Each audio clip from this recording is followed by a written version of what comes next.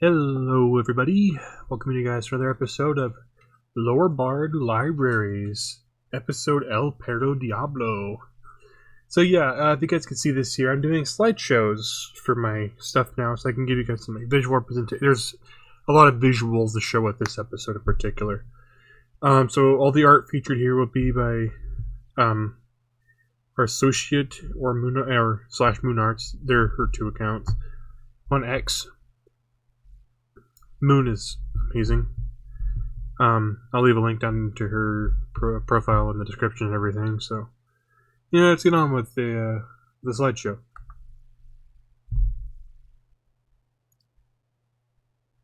El Perro Diablo. By the way, it means the devil dog in Spanish. I just did that because I was learning Spanish at the time and figured it'd be kind of cool. Diablo is the reincarnation of El Perro Magnifico, who was once a bounty hunter with his best friend Ogata Magnifico, and he'll get an episode sometime in the future. Diablo gets his name as he looks like a devil or a demon, although he doesn't like to harm unless he's forced to, unless you want to pay him to take them out. So since he's realized he's no longer really a typical bounty hunter under, like, typical terms, he's kind of just undead. He goes by his own rules now, so if you want to pay him to take some money out, he'll do it. You know? Even though he's in his form, he still tries to be a bounty hunter and goes after those who are wanted with bounties that are in the 4-digit range, or he's paid to take them in or wipe out. Why does he look corrupted? So here I just have this little bonus panel where I am wanted for $3,280. It's a reference to Hail of the King, if I ever get around to writing that somewhere. He was a criminal in his past. He tried to get forgiveness, and he got a job working for the law with his best friend. When Diablo passed on, he still went to the Voidscapes, which is hell in the animal universe, because he was not forgiven by Toll. When he was in the Voidscapes, he had heard a deep, comforting voice call to him. He was told to come down to the bottom and meet him and the gateway to infinity. When he was given a second chance and would go back stronger. Desolation, trapped behind the gate, gave Diablo the power and helped him return to the surface. He was made this way due to the desolation being the essence of void itself. He can, however, change his appearance whenever he feels like it. When he returned, he continued to hunt on his own terms, but he's stuck in Old Tabulon as its limit of Desolation's power. So Desolation will get a later episode. I just had to get some concept stuff of him made. But basically, imagine Diablo, but a actual spirit who's nothing but the flame.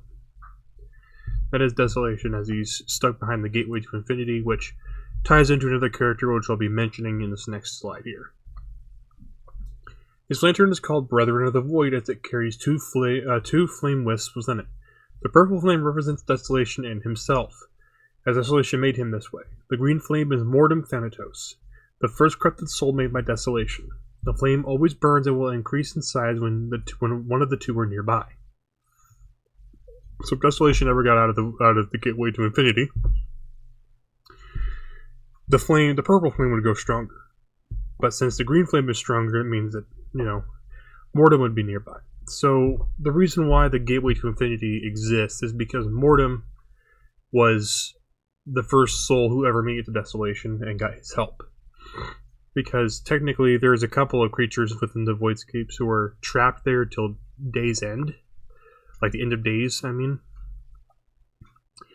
And Desolation had given power to this soul who was brave enough to go down there to try to grab the book of all things that are kept secret you can't find in the surface world. And he locked away Desolation behind this gateway to infinity. And the only way that Desolation can get out of this gateway is if it's opened up by a mortal who makes it down there, and who is the reincarnation of a being known as Aloof, who will be mentioned a lot in later Lore Bar Library episodes because he's kind of an important god in the mythos. It probably sounds good being stupid to y'all, but this is how I made this world, and I've kept it this way for probably about maybe 5 years going on now. Reaper is the name of his scythe, as is a reference to him being a Grim Reaper-like character. The blade of the scythe has a purple void flame that spins around it, and they will drain the power of those hit from the blade. This is partially in reference to Percy Jackson. If you guys ever read that series, the blade that Luke makes, Backbiter, is made from the I believe it's the Scythe of Kronos. And whenever you hit somebody with the Scythe of Kronos, they like feel a ton of weight and heaviness, and a lot of damage is dealt when you're hit with Backbiter, or whatever it was called. I can't remember exactly, but that's essentially what Reaper's supposed to be. It's his weapon of choice when he's fighting off people or having to take down people he's contracted to kill.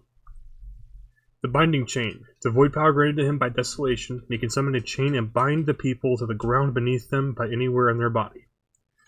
The chain can pull down airborne creatures as well. The chains are heavy and near unbreakable. They can only disappear if he dismisses them or he is knocked out. So the chain, basically, you can just grab you by, like, wrap the chain around your neck and yank you to the ground and lock you there. Or he can just bind your hands to the ground beneath you. It's sort of like a void power. Anything that deals with void, because in the Pound Pals RPG, which if you guys want to keep up with that series where I talk about the classes and such, is on my Coffee. $1 a month will grant you access to all those videos. But eventually, when I do get around to making the Voidling class, the Binding Chain will be one of the features you can get, and I think it'd be fun. Appearances and writing so far. He appears in Hail to the King as a recurring antagonist. Again, as I'm still writing it, I believe there is a part available right now where he does appear.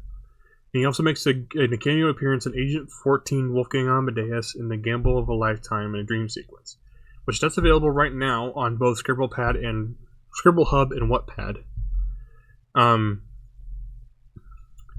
It's a little bit towards the middle of the story, but he does make a cameo appearance very briefly.